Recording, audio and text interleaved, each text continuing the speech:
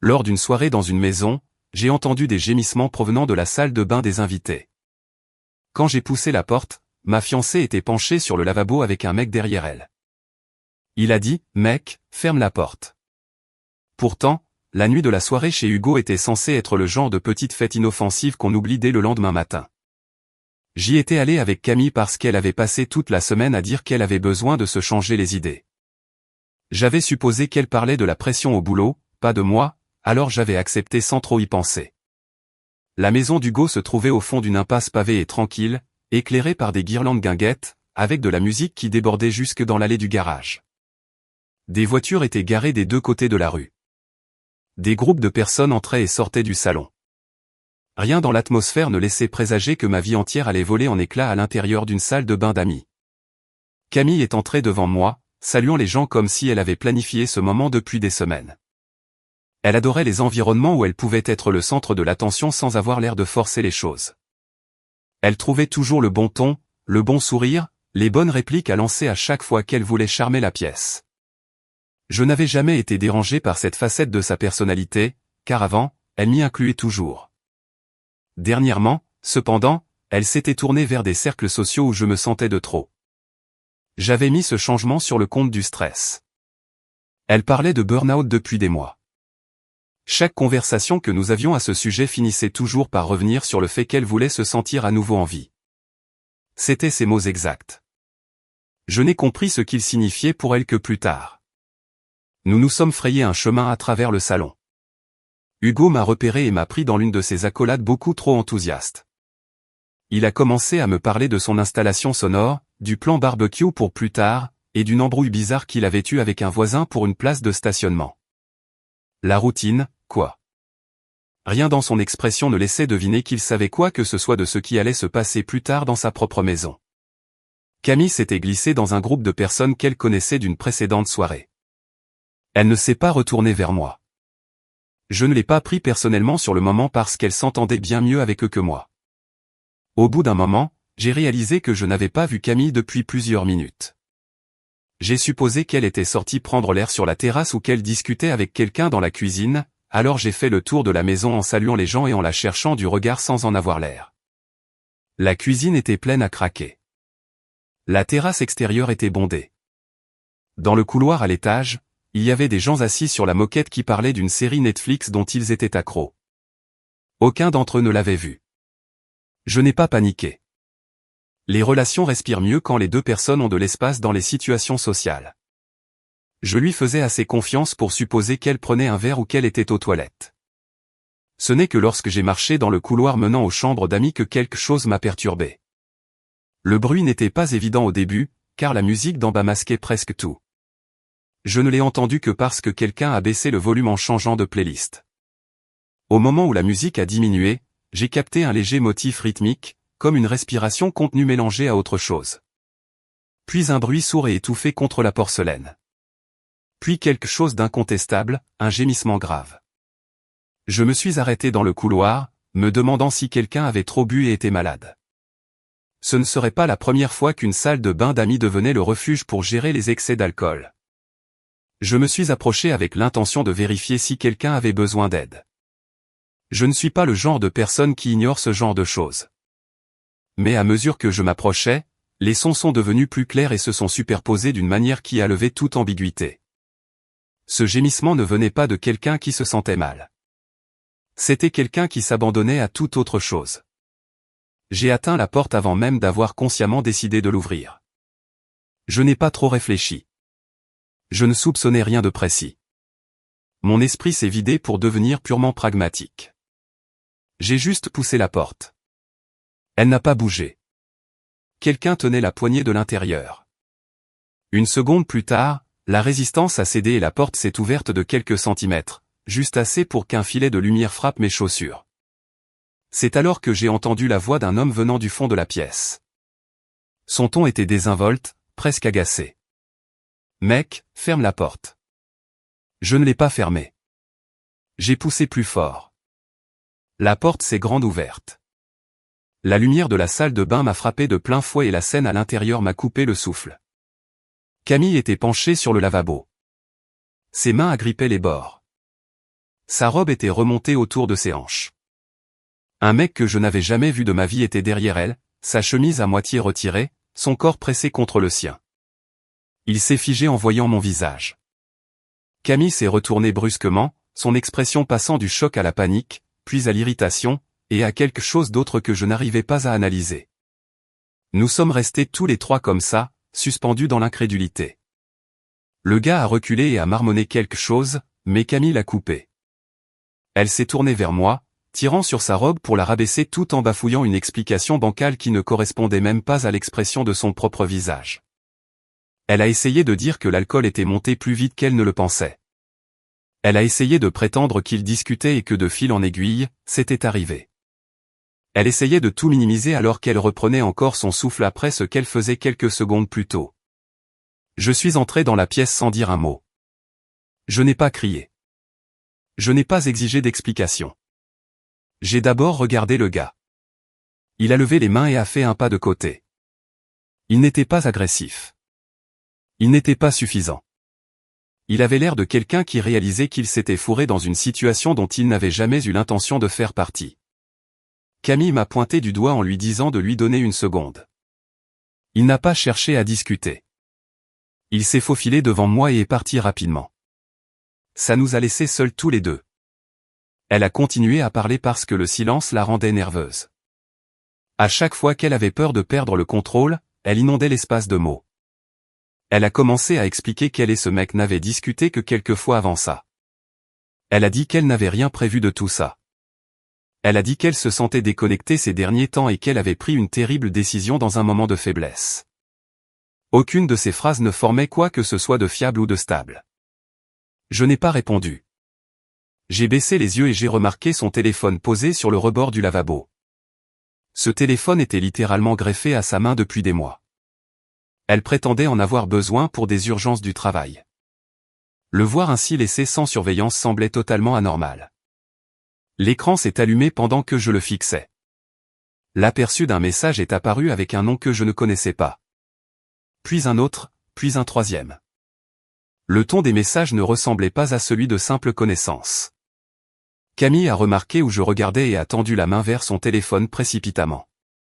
Cette urgence soudaine m'en a dit bien plus que tout ce qu'elle avait pu dire jusqu'à présent. Elle ne voulait pas que je lise ce qui était en train d'arriver. Elle a fait machine arrière instantanément, passant en mode défensif. Elle a dit qu'on pourrait en parler à la maison. Elle a dit qu'on n'avait pas besoin de faire un scandale. Elle a dit que j'interprétais mal les choses. Elle continuait d'empiler des phrases qui visaient à déplacer le problème ailleurs pour qu'elle puisse reprendre l'avantage. Mais la situation avait déjà franchi un point de non-retour. Il n'y avait aucun moyen de revenir en terrain neutre. Je suis sorti de la salle de bain. Elle m'a suivi dans le couloir en essayant de m'attraper par le bras. Sa voix montait dans les aigus à mesure qu'elle réalisait qu'elle perdait le contrôle du récit. Les gens ont commencé à regarder depuis les autres pièces. Hugo est sorti du salon, confus. Il ne savait pas encore ce qui s'était passé, mais il a immédiatement senti la tension. Camille a vu que la tension était braquée sur nous et a de nouveau changé de tactique. Elle a essayé de jouer la femme blessée, puis dépassée par les événements, puis embarrassée. Je ne me suis pas arrêté de marcher. Je suis passé devant Hugo et je me suis dirigé vers la porte d'entrée. Camille est restée en arrière, tiraillée entre l'idée de me courir après et celle de rester pour sauver son image devant la foule. Cette hésitation m'a indiqué de quel côté penchaient ses priorités. Une fois dehors, l'air froid m'a paru plus vif que d'habitude. Mon esprit ne s'emballait pas. Il ne partait pas en vrille. Il redémarrait. La vie avec laquelle j'étais entré dans cette maison ne correspondait plus du tout à celle avec laquelle j'en sortais. J'ai atteint ma voiture et je me suis assis à l'intérieur sans démarrer le moteur. L'intégralité de ce que j'avais vu tourner en boucle dans ma tête, la position dans laquelle elle était, la concentration sur son visage, l'homme derrière elle, le réflexe qu'elle avait eu de cacher son téléphone au moment où je l'avais regardé.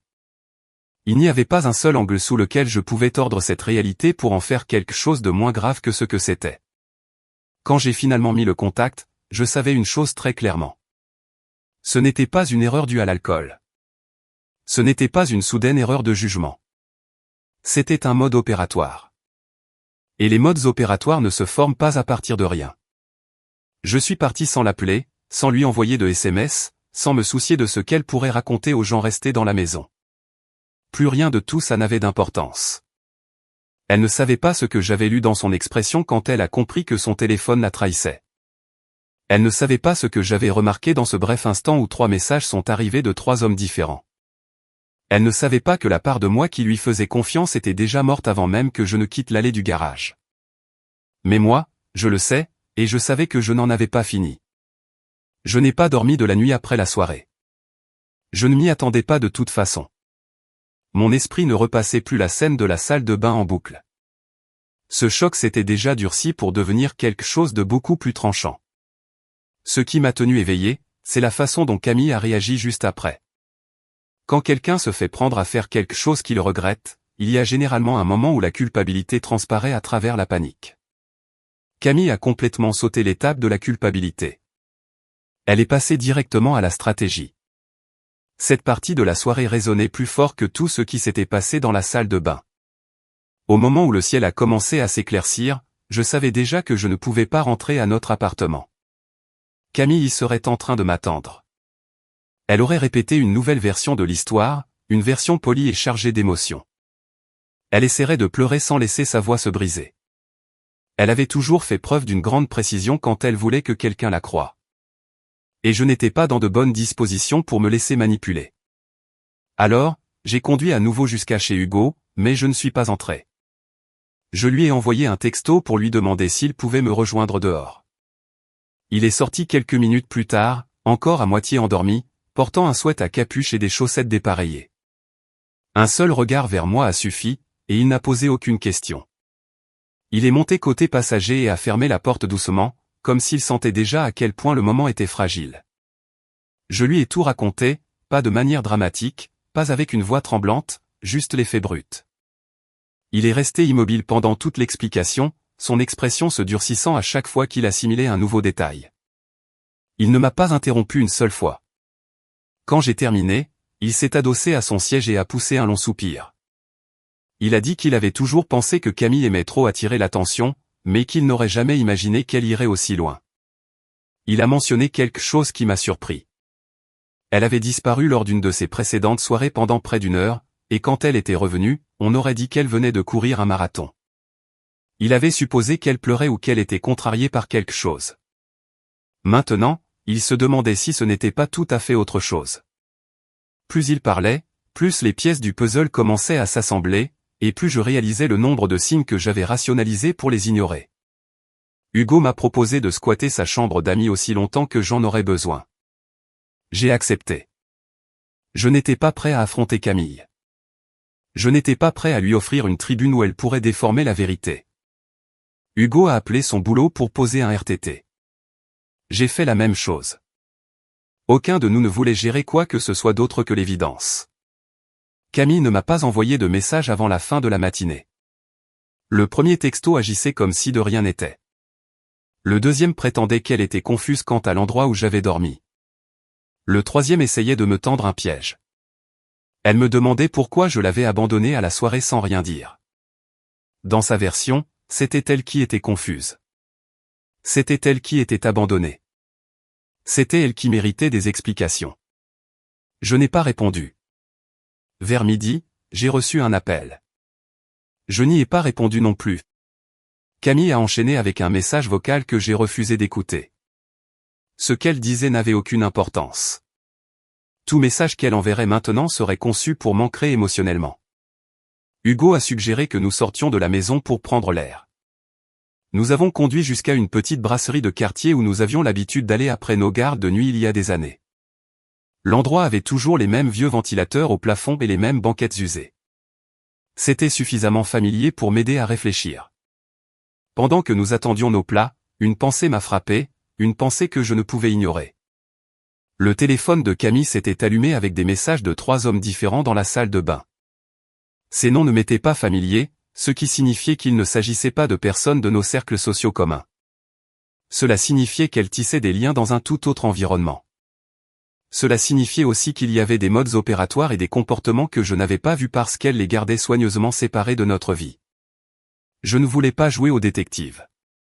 Je ne voulais pas commencer à fouiller dans sa vie comme un malade obsédé par la collecte de preuves. Mais j'avais besoin de comprendre depuis combien de temps cela durait. J'avais besoin de savoir si la relation dans laquelle j'étais avait été réelle ou s'il s'agissait juste d'une salle d'attente qu'elle occupait jusqu'à ce que quelque chose de plus excitant se présente. Alors, j'ai envoyé un SMS à quelqu'un que je n'aurais jamais contacté dans d'autres circonstances. Une collègue de Camille nommée Chloé. Chloé et Camille n'étaient pas des amies proches, mais elles travaillaient dans le même service et faisaient parfois du covoiturage quand l'une de leurs voitures était au garage. Je lui ai demandé si elle avait une minute pour parler. Elle a répondu presque immédiatement, disant qu'elle était en pause. Je suis sorti de la brasserie pour l'appeler. Dès l'instant où elle a entendu ma voix, elle a eu l'air inquiète. Je ne suis pas entré dans les détails explicites, mais je lui ai dit qu'il y avait eu un gros problème entre Camille et moi, et que j'avais besoin de tirer certaines choses au clair. Chloé a hésité, mais a fini par parler. Elle a dit que Camille disparaissait pendant les pauses déjeuner depuis des mois. Parfois, elle partait tôt et revenait tard, toujours avec une excuse différente. Elle arrivait aussi au travail avec des humeurs très changeantes. Parfois euphorique, parfois irritée, parfois vidée de son énergie. Chloé a dit que les gens au bureau plaisantaient en disant que Camille avait une double vie, bien qu'ils ne l'aient jamais pensé littéralement. J'ai écouté calmement, absorbant chaque détail sans réagir. Puis Chloé a mentionné quelque chose qui a provoqué une vague de froid dans mon estomac. Camille disait qu'elle avait besoin de quitter son appartement parce que la situation y était émotionnellement suffocante. Elle n'avait jamais prononcé mon nom dans ses conversations, mais l'implication était douloureusement claire. Je l'ai remerciée et j'ai raccroché. Quand je suis retourné m'asseoir à la banquette de la brasserie, Hugo a remarqué que quelque chose avait changé sur mon visage. Je lui ai tout raconté. Il a secoué la tête, marmonnant que Camille construisait un scénario sur moi bien avant l'incident de la salle de bain. Cette révélation a eu l'effet d'un coup de poing parce qu'elle confirmait quelque chose que je refusais d'accepter. Elle n'essayait pas de réparer quoi que ce soit. Elle préparait une porte de sortie qui me ferait passer pour le problème. Nous avons terminé notre repas et sommes rentrés chez Hugo. J'ai vérifié mon téléphone à nouveau. Cette fois, il y avait 10 appels manqués et un long texto de Camille disant qu'elle avait peur parce qu'elle ne savait pas où j'étais et qu'elle avait besoin qu'on se parle. Sa version de la scène de la salle de bain était déjà en train de muter. Elle disait qu'elle était ivre et vulnérable. Elle disait que le gars avait profité de la situation. Elle disait qu'elle ne se souvenait pas de la moitié de la soirée. Elle disait qu'elle ne se sentait pas en sécurité alors que je l'ignorais. C'était incroyable de voir avec quelle facilité elle réécrivait l'histoire pour se glisser dans le rôle de la victime. J'ai posé le téléphone sans répondre. Plus tard dans la soirée, Hugo m'a demandé si je voulais passer à l'appartement pour récupérer quelques affaires essentielles. Il m'a accompagné parce qu'il ne voulait pas me laisser seul avec Camille. Nous avons roulé jusqu'à l'appartement. Se garer m'a semblé surréaliste parce que tout avait l'air normal de l'extérieur. Rien dans l'espace physique ne reflétait le chaos qui couvait en dessous. La voiture de Camille n'était pas là. Cela m'a soulagé. Je suis entré dans l'appartement avec Hugo et je me suis dirigé directement vers la chambre. J'ai emballé des vêtements, des chaussures, des chargeurs, des affaires de toilette et quelques objets personnels. Je ne voulais rien de ce qui nous appartenait à tous les deux. Je ne voulais pas des objets communs qui avaient un poids sentimental. Je voulais de la distance. À mi-chemin de mes bagages, j'ai ouvert le tiroir où elle rangeait les factures, les reçus et les documents de travail. Je n'avais pas l'intention de fouiller. Je l'ai ouvert uniquement parce que j'y rangeais aussi certaines de mes affaires. Mais ce que j'y ai trouvé m'a stoppé net. Il y avait des notes d'hôtel imprimées sous un autre nom. Pas mon nom, pas le sien. Un certain Damien Lambert. L'adresse email inscrite en dessous n'appartenait à aucun de nous deux. J'ai parcouru la pile. Il y avait plusieurs reçus, tous datant des derniers mois. Ils ne provenaient pas d'endroits situés près de son travail. Ils étaient répartis dans différents quartiers. Hugo s'est penché par-dessus mon épaule. Il n'a pas dit un mot. Moi non plus. Il ne s'agissait plus de curiosité. Il ne s'agissait plus d'essayer de comprendre. C'était la confirmation que l'incident de la salle de bain n'était pas un dérapage, une erreur ou un moment qui avait dégénéré. Elle entretenait une routine séparée, une vie séparée, un réseau séparé. Alors que je me tenais là, les reçus à la main, quelque chose s'est stabilisé en moi. Plus rien de ce que Camille pourrait dire maintenant ne pourrait déformer la vérité. Rien de ce qu'elle essaierait d'inventer ne pourrait effacer le mode opératoire que j'avais sous les yeux. Ce n'était pas la fin de l'histoire. C'était le seuil de quelque chose de bien plus vaste. Et je n'avais même pas encore parlé à l'homme de la salle de bain. Je ne m'attendais pas à avoir des nouvelles du gars de la salle de bain. Je pensais qu'il disparaîtrait à la seconde où il réaliserait que j'avais tout vu. Les gens qui se font surprendre dans ce genre de situation se réfugient généralement dans le silence et font semblant de n'avoir jamais été impliqués. C'est pourquoi son message m'a choqué lorsqu'il est arrivé le lendemain après-midi. Il s'est présenté sous le nom de Maxime. Il s'est excusé pour ce qui s'était passé, pas de façon dramatique, mais de manière directe et mal à l'aise. Il a dit qu'il ne voulait pas de bagarre, pas de drame, pas de malentendu. Et puis il a écrit quelque chose qui a fait se crisper ma main sur mon téléphone. Il m'a demandé si Camille comptait toujours me parler du bébé. J'ai relu le SMS plusieurs fois parce que les mots n'ont pas fait sens tout de suite. Mon esprit essayait de comprendre la formulation. Bébé, comptait m'en parler? Pourquoi aborderait-elle ce sujet avec lui? Pourquoi penserait-il qu'elle allait m'impliquer? Rien de tout cela n'avait de sens. Mon pouls s'est accéléré d'une façon que je n'avais pas ressentie depuis la nuit de la soirée. J'ai pris une grande inspiration et je l'ai appelé. Il a décroché immédiatement. Il avait l'air nerveux, mais pas sur la défensive. Il m'a dit que Camille lui répétait qu'elle était peut-être enceinte et qu'il devait parler de ce que cela impliquait. Il a dit qu'il ne savait pas qu'elle était fiancée. Il ne savait pas qu'elle vivait avec quelqu'un. Il ignorait tout de mon existence jusqu'à ce que la porte de la salle de bain ne s'ouvre. Il ne s'en vantait pas. Il n'essayait pas de se justifier. Il était embarrassé et confus. Il a admis que Camille lui avait dit qu'elle était célibataire depuis le tout début. Elle avait même prétendu qu'elle évitait les rendez-vous amoureux parce qu'elle n'était pas prête pour une autre relation sérieuse. Tout dans leur dynamique pointait vers un arrangement sans prise de tête qui dérivait occasionnellement vers le domaine émotionnel. Mais au moment où elle lui a parlé d'une possible grossesse, il a paniqué. Il a dit qu'il avait besoin de clarté avant de s'engager dans quoi que ce soit. Camille lui avait dit qu'elle ferait un test ce week-end-là et qu'elle lui expliquerait tout rapidement. Puis l'incident de la salle de bain a eu lieu. Il avait l'air soulagé de ne pas avoir à poursuivre cette conversation, mais il semblait aussi sincèrement perturbé à l'idée de s'être retrouvé mêlé à une manipulation à laquelle il n'avait jamais consenti. J'ai gardé une voix posée. Je lui ai posé une seule question. Est-ce qu'elle lui a dit qui était censé être le père? Il a fait une pause plus longue que nécessaire. Puis il a admis qu'elle avait sous-entendu que c'était lui. C'était suffisant pour confirmer ce que je soupçonnais déjà. Camille n'improvisait pas ce soir-là dans la salle de bain. Elle avait un système, plusieurs hommes, des histoires différentes, des accroches émotionnelles différentes. Elle se façonnait différemment selon ce qu'elle voulait obtenir de chaque personne. Je ne faisais pas face à une trahison isolée. Je faisais face à quelqu'un qui créait des récits entiers pour faire fonctionner plusieurs vies en parallèle. Je l'ai remercié pour sa franchise. Il m'a dit qu'il aurait aimé que l'on se rencontre dans des circonstances normales. Il a raccroché après avoir précisé qu'il comptait couper tout contact avec elle. Quand je suis retourné dans le salon d'Hugo, mon visage a dû être suffisamment éloquent. Il a coupé le son de la télévision et a attendu. Je lui ai expliqué tout l'appel. Son expression s'est assombrie à mesure que je parlais. Il a dit que nous devions être prudents maintenant, car Camille était le genre de personne à transformer une histoire en une arme redoutable si elle se sentait coincée. Il m'a rappelé qu'elle avait déjà commencé à me décrire comme quelqu'un d'émotionnellement étouffant auprès de ses collègues. Ce n'était pas un accident. Elle préparait le terrain. Si elle était prête à manipuler ses amants en parlant de grossesse, elle n'aurait aucun mal à me faire passer pour quelqu'un d'instable si elle avait besoin de s'attirer de la compassion. Nous sommes restés assis en silence pendant un moment, à réfléchir à nos prochaines actions. Je ne cherchais pas à détruire Camille. Je ne cherchais pas à l'humilier.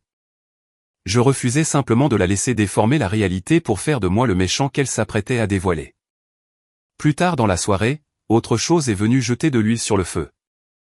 J'ai reçu un message de Chloé, la collègue qui m'avait donné quelques informations plus tôt. Ce n'était pas un long message. C'était juste une capture d'écran de quelque chose qu'elle avait trouvé en triant des impressions partagées au bureau. C'était une page qui semblait copiée directement de l'historique de recherche de Camille. La première ligne indiquait « comment retirer quelqu'un d'un bail sans son accord. En dessous, il y avait des articles sur les droits des locataires, les failles juridiques et les stratégies pour reprendre un contrat de location à son nom. L'horodatage datait de 3 semaines. Je n'ai pas réagi tout de suite, car les implications étaient lourdes. Il ne s'agissait plus seulement d'infidélité. Elle se préparait à couper les ponts de notre vie commune d'une manière qui me rendrait responsable de n'importe quelle version qu'elle aurait inventée. Hugo a lu la capture d'écran par-dessus mon épaule. Il n'a rien dit au début. Puis il s'est levé lentement et m'a demandé si je voulais la confronter ce soir ou attendre d'avoir une vision globale de la situation. Je voulais des réponses, mais je devais garder le contrôle. Camille fonctionnait mieux quand elle prenait les gens au dépourvu. Si elle avait le temps de façonner une histoire, elle pouvait convaincre presque n'importe qui. Elle était charismatique, belle et douée pour choisir les bons moments pour paraître fragile. Je ne voulais pas qu'elle me joue la comédie. Je voulais qu'elle soit acculée par la vérité. Avant que nous puissions planifier quoi que ce soit, Camille a commencé à appeler Hugo. Pas moi, Hugo. Elle savait que j'étais chez lui. Elle avait probablement appris par quelqu'un de la soirée que j'étais parti tôt et que je n'étais jamais rentré à la maison. Elle avait sûrement déjà monté toute une nouvelle explication pour justifier pourquoi c'était de ma faute. Hugo n'a pas décroché. Elle a rappelé. Il a ignoré l'appel. Elle lui a envoyé un texto pour lui dire qu'elle était devant chez lui. Puis elle a frappé à la porte. Hugo m'a regardé. J'ai fait oui de la tête. Nous n'avons pas ouvert. La voix de Camille a traversé la porte, insistante et maîtrisée. Elle a dit qu'elle voulait seulement parler. Elle a dit qu'elle voulait s'expliquer. Elle a dit qu'elle ne voulait impliquer personne d'autre. Elle a dit qu'elle s'inquiétait pour moi. Elle a dit que je n'étais plus moi-même ces derniers temps. Chaque phrase était taillée sur mesure pour manipuler quiconque se tiendrait derrière cette porte. Hugo a entrouvert les stores discrètement. Camille se tenait sur le palier, vêtue d'un sweat et d'un legging, ne pleurant pas, mais essayant d'avoir l'air de venir de pleurer. Elle a frappé à nouveau et a reculé pour inspecter les fenêtres. Quand elle a réalisé que nous n'ouvririons pas, sa voix a changé. Elle a commencé à parler plus fort, disant qu'elle avait besoin de laver son nom parce qu'elle ne voulait pas que des rumeurs se propagent dans notre groupe d'amis. Elle a dit que les gens avaient mal compris la situation dans la salle de bain. Elle a dit que le gars avait été trop entreprenant et qu'elle s'était figée. Puis elle a prétendu ne se souvenir de rien. Son histoire changeait sans cesse, même si elle pensait que personne ne l'écoutait. Elle a frappé une dernière fois, a quitté le porche et s'est assise dans sa voiture pendant un long moment. Puis elle est partie. Je n'ai pas dit un mot pendant un long moment. Hugo non plus.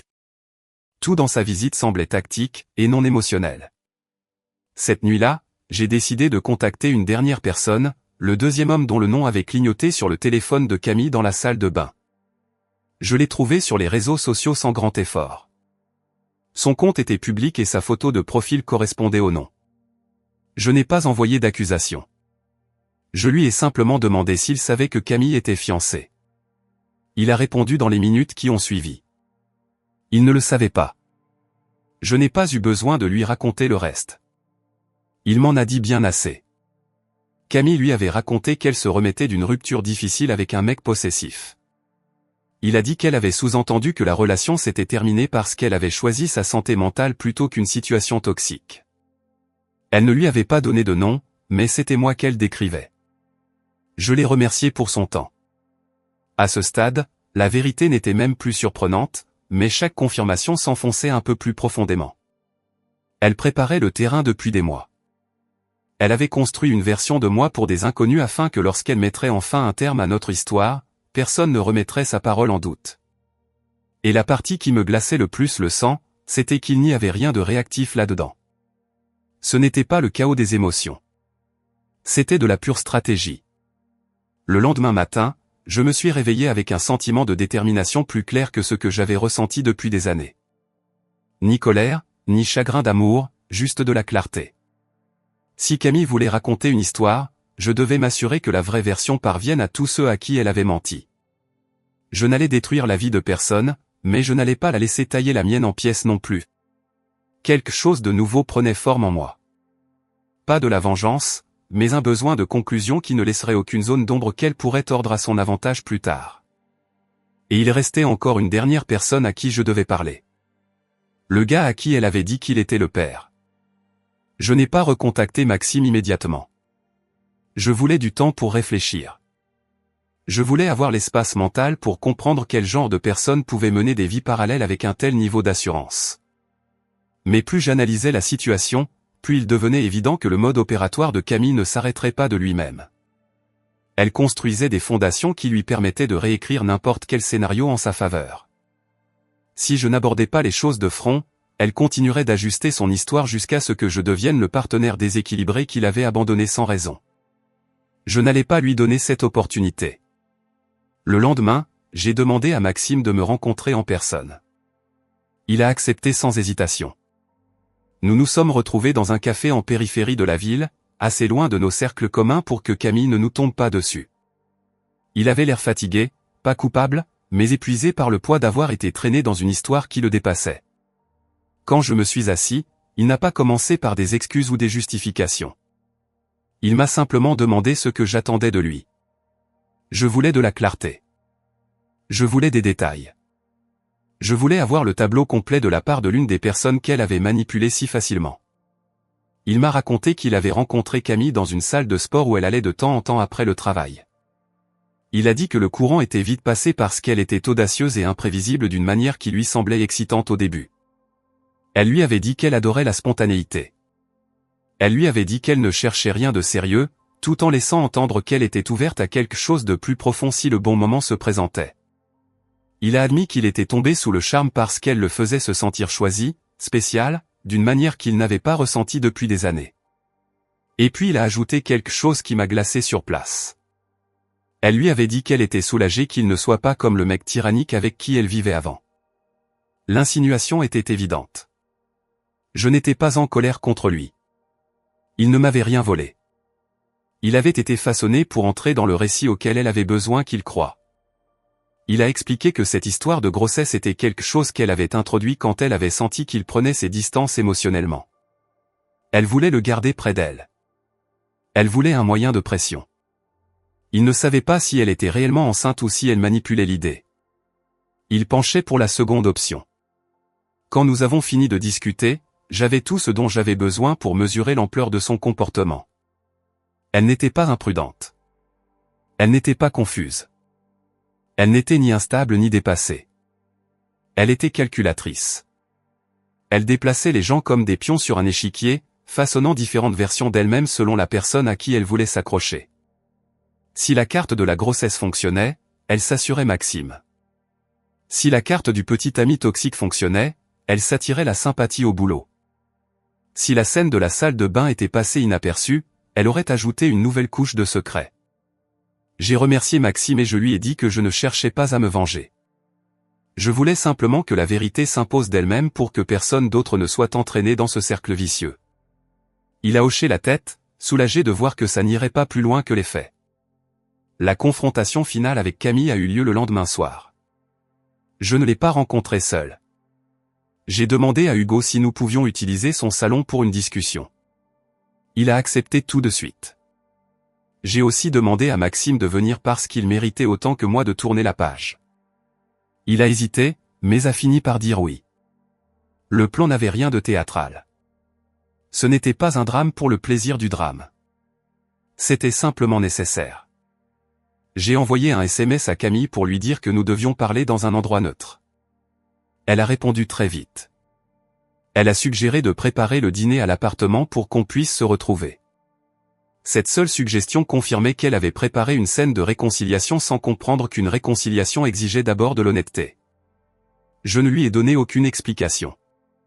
Je lui ai juste dit de me rejoindre chez Hugo à 20h. Elle est arrivée à l'heure, arborant une expression douce et une tenue choisie spécifiquement pour paraître vulnérable sans avoir l'air négligé.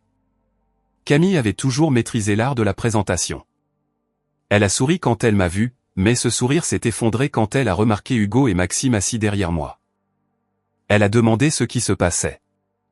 Je lui ai répondu que nous avions tous besoin d'y voir clair. Elle a déclaré qu'elle ne se sentait pas à l'aise d'en parler devant eux. J'ai répondu que le but n'était pas d'être à l'aise. Le but était la vérité. Sa voix a changé immédiatement. Elle a essayé de prendre le contrôle, demandant pourquoi je mêlais des inconnus à nos affaires privées. Je lui ai rappelé que Maxime n'était pas un inconnu pour elle. Elle l'a regardé très brièvement avant de se tourner à nouveau vers moi, comme s'il s'agissait d'un accessoire qu'elle préférait ignorer. Maxime n'a pas pris la parole. Pas encore. J'ai expliqué ce qu'il m'avait dit. J'ai parlé de cette prétendue grossesse. J'ai expliqué que les hommes qui lui envoyaient des messages n'étaient ni des collègues ni des amis. C'étaient des personnes avec qui elle menait des vies parallèles. Son visage s'est durci, non pas de culpabilité ou de honte, mais d'indignation. Elle a affirmé que Maxime avait tout mal compris. Elle a dit qu'il était pot de colle et obsédé. Elle a juré n'avoir couché avec lui qu'une seule fois et qu'il en faisait toute une montagne. Maxime s'est penché en avant calmement. Il a énuméré les dates où elle l'avait vu, les lieux, les messages qu'elle avait envoyés, les conversations où elle lui disait qu'il comptait pour elle. Son expression s'est fissurée pour la première fois. Puis Hugo s'est levé et a ajouté sa part de vérité. Il a expliqué qu'elle préparait le terrain depuis des mois en me décrivant comme quelqu'un de contrôlant.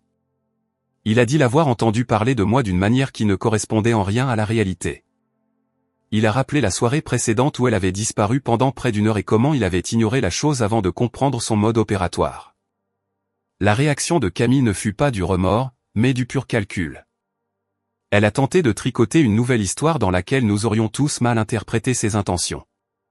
Ses explications se tordaient et changeaient rapidement, se contredisant toutes les 2 phrases. Elle disait qu'elle était perdue émotionnellement. Elle disait qu'elle était dépressive. Elle disait que les gens profitaient de sa gentillesse. Elle disait qu'elle se sentait déconnectée. Elle disait que personne ne la soutenait. Chacune de ses répliques visait à inverser le rapport de force. Elle ne s'excusait pas. Elle passait une audition pour incarner une nouvelle version d'elle-même. Je n'ai pas répondu avec colère, car la colère l'aurait aidée à se poser en victime. Je suis resté calme. Je lui ai dit que j'avais trouvé les factures d'hôtel. Je lui ai parlé de ses recherches sur les lois régissant les baux de location. Je lui ai dit que j'avais parlé au 2e homme dont le nom était apparu sur son écran lors de la soirée. Je lui ai dit qu'il croyait lui aussi qu'elle se remettait d'une relation toxique qu'elle avait inventée de toutes pièces. Son calme a fini par voler en éclats. Sa voix s'est aiguisée sous l'effet de la frustration. Elle m'a dit que je n'avais pas le droit de mener un interrogatoire sur sa vie. Elle a dit que j'avais violé son intimité. Elle a dit que nous la faisions passer pour une folle. Elle a dit que nous avions ruiné sa réputation en la confrontant devant les autres. Elle a qualifié ça de guet-apens émotionnel. Mais ensuite, elle a commis une erreur. Elle a affirmé qu'elle n'était pas infidèle. Elle a dit qu'elle n'avait couché qu'avec 2 personnes. Elle a dit qu'elle n'avait jamais eu l'intention de me faire du mal. Maxime s'est levé en silence. Il s'est avancé vers elle et a posé son téléphone sur la table. Sur l'écran, il y avait un message de Camille lui disant qu'elle avait hâte de le revoir. L'heure de l'envoi datait de 2 jours avant la soirée. Le silence s'est abattu sur la pièce. Le visage de Camille a perdu toutes ses couleurs, non pas de honte, mais sous le coup de la réalisation qu'il ne lui restait plus aucune histoire à laquelle se raccrocher. Elle n'a pas demandé pardon. Elle n'a pas pris ses responsabilités. Elle ne s'est pas excusée. Elle a attrapé son sac à main, a marmonné quelque chose sur le fait qu'elle avait besoin d'air et elle est sortie. La porte s'est refermée doucement derrière elle. Les conséquences ne furent pas immédiates. Elles se sont déroulées sur plusieurs semaines. J'ai retiré mon nom de notre bail. Le propriétaire a accepté sans problème une fois que je lui ai expliqué que Camille avait l'intention de garder l'appartement pour elle seule. Camille a bien essayé de le convaincre que je l'abandonnais, mais le propriétaire l'a congédié quand je lui ai montré les preuves de ses recherches pour éjecter secrètement un colocataire. Elle n'avait pas les moyens de payer le loyer toute seule. Elle a arrêté d'inviter des gens chez elle. Elle a commencé à s'absenter au travail.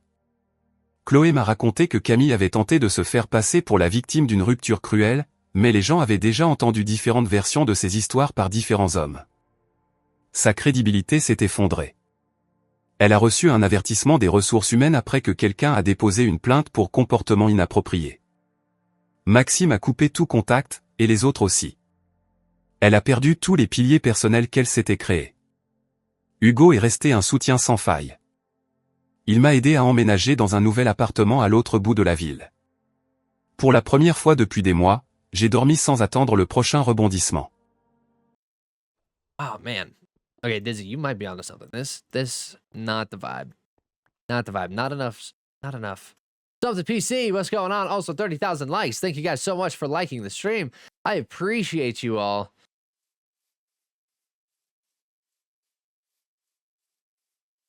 What can we do up there? What can we do? Okay, Dizzy, I'm sorry. I'm sorry. I'm second guessing it now. Second guessing it. I'm sorry. You were right. You were right. We'll have to figure something out for that. You seen your comment and remembered. That's true. That's true. Can't come at me for that. All right, you go in there. We're going to put you here.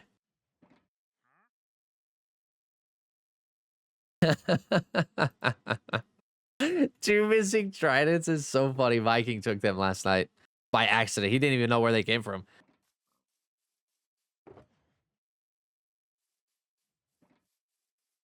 Okay.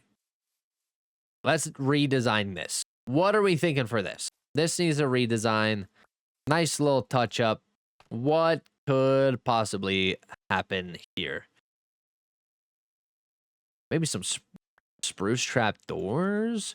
I'm going to spend the next 10 hours re-rolling villagers. All right. We love that so much. Let's try some trapdoors across the way here. I want to go spruce trapdoors. Let's see what this looks like. No clue. That's on you. I did my part. All right. Thanks. Appreciate. Candy, can you share my RPs, please? Your what? What is that? Your RPs. Viking just pure chaos when he visits. Love it. True. We're gonna take some spruce trapdoor or spruce shelves. Oh, can you share your resource packs? They are in my Discord, but if you're questioning the animation one that you see in my videos, that is action and stuff.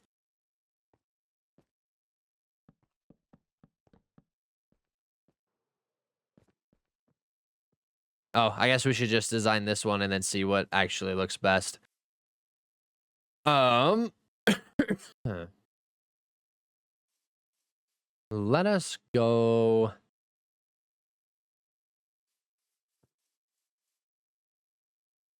Sorry, I'm just trying to find it at every angle, see what we could do on these angles here. Why don't you play Java? I do play Java. It is my hardcore world that is linked in my bio. We're going to go make some more trapdoors. I also don't think that's going to work out very well. I think it's just that middle piece not being able to get some windows. Yeesh. You could do barrels or something. That's true. I just really like the extra detail that we get when we do that wall vibe.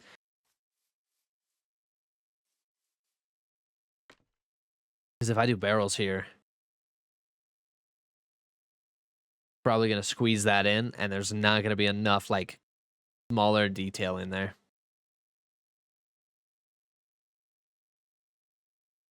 You know what? Let's try something here. Let's try this. I want to see what happens when we do something like so.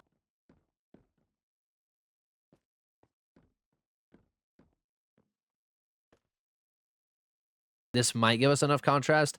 We might have to change the blocks behind here a little bit, but maybe.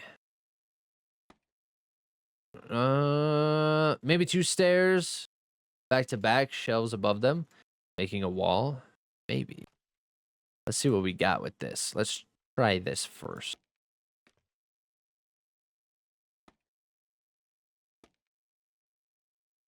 I would do that in dark oak if you're going to keep it. Okay. The only problem is this part.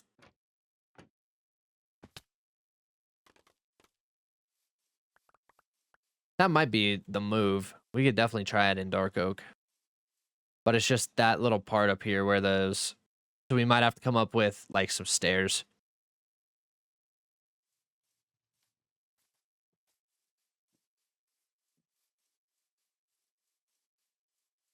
What are you building? We're working on an apartment building right now.